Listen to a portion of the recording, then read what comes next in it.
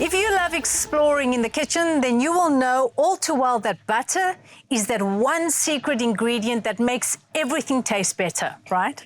And today we're going all out and making a garlic butter basted steak. And the hero of the dish is Clover's butter spread that is going to make the steak melt in your mouth. You had me at garlic butter. You agree? Anything is better with a bit of garlic butter on it. And that's what we're going to show you today, how to take simple ingredients and make them epic. Yes. And we start with our steak. Now, tell me about steak, because I don't cook steak that often. I don't eat red meat myself, but my family does. How do you know what part of the steak to get? Today we're going to be using a sirloin steak because for me, one thing that I love about sirloin is the strip of fat that's right here, because once it's rendered, it literally melts in your mouth just like our butter. So you can either choose that, which for me is one of my top, rump comes second, and the rib eye. There's just something about the cut of those meat where it just has so much flavor. So today we're using a sirloin. I'm going to show you the right way to make a sirloin steak. Perfect. Starts with our oil that's already heating, and people might be like, but it's smoky. What's all of this that's happening here? This is what you want. You want a nice hot pan, because when you put your steak on there, you want it to start cooking from the moment you go. Okay, so it needs to sizzle. It needs to sizzle because we want that beautiful crust of flavor on the outside. And it is also important to make sure that you at least allow your steak to come out the fridge about 30 minutes before you go into cooking, because you want to make sure that it's an all-round cook once you put it into the pan. So it needs to be kind of like at room temperature. Correct, correct. So we're going to start off now with our steak. That's going to go into the pan for us right now. Let me just do this for you here. And as you can see, I've seasoned just the one side. Yes, with garlic and pepper. No, for now we've butter just... and pepper. Correct. So we've just added the pan, the oil in there, seasoned the one side. Going to let that baby do its thing while it's cooking. Then I'm going to go in with the rest of the seasoning here. And then it's going to cook through.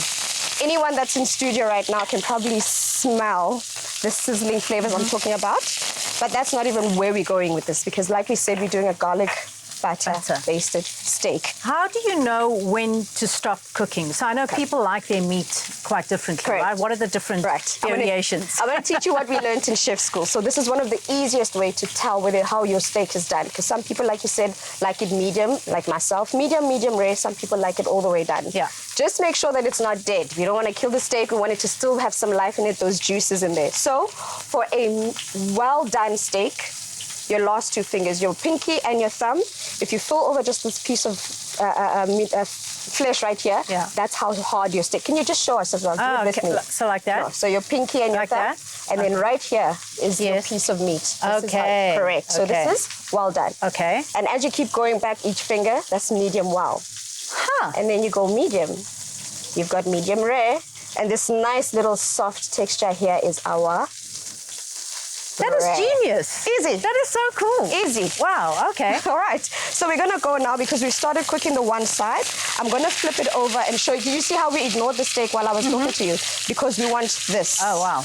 We want this right here, where we want the steak to cook on its own, to render this fat that you can see over there. That's where the flavor is. Yes. We let that baby sit now, because we're cooking the other side of it. And now we get started with our garlic butter point. So do you want to just pass me that butter, so I can show you exactly how we're going to do this? I have to tell you, this is a staple in my home. Really? For those of you that love toast the way I do in my family, I love this because it spreads so easily, so it doesn't land up breaking your bread, and it's so smooth, so creamy, and so delicious. And see, there's nothing more frustrating than that, when you're just craving a nice slice of toast, and then you go in with the butter and bread that spreads all over. This is a nice spreading butter, so we're going to add it into our garlic butter sauce here. So I'm just going to grate a bit of the garlic into this. And because our steak is already cooked, we don't want to waste too much time.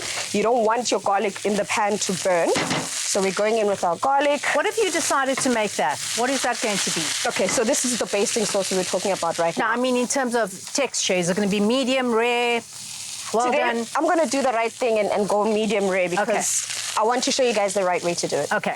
For me, I like a steak nice and medium rare. So I'm going to go in with a nice generous scoop, because what this does... that smells nice. It creates the sauce we want, because we also don't want it to be too dry, right? Okay. So this also ensures that the steak stays nice and juicy as well. So we've added our butter into our pan, and because it's already pre-seasoned, we don't have to add any additional seasoning. And this is where we go with start basting our steak here. Because the butter is already hot with that oil that we added, it basically basically continues to cook it as you do this. But I want to do it on the fat side so I can show you what happens as we cook. It actually continues to cook the actual steak, this heat that you get from here. It looks so creamy. All right, so you can use a spoon, you can use tongs like I'm doing right now. But as you can see, Z, I mean, this steak looks gorgeous. I know you don't eat red meat, Tumi. I mean, I'm not a meat eater, but I've got to say that I am salivating right now. That smells delicious. It really, really does. And just look at that gorgeousness. Now you've got the flavor from the herbs, the rosemary, you've got the flavor from the butter, and you've got that garlic butter that we just...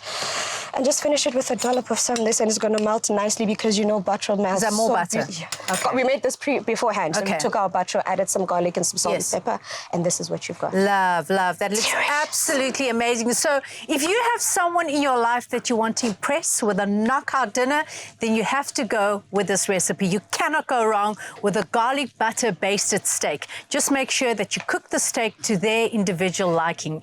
You can get this full recipe at afternoonexpress.co.za. I'd love another one, please, Mommy. With butter and lots of jam. Another sandwich. Clover Batro. Spread the dairy goodness. Made with love by Clover.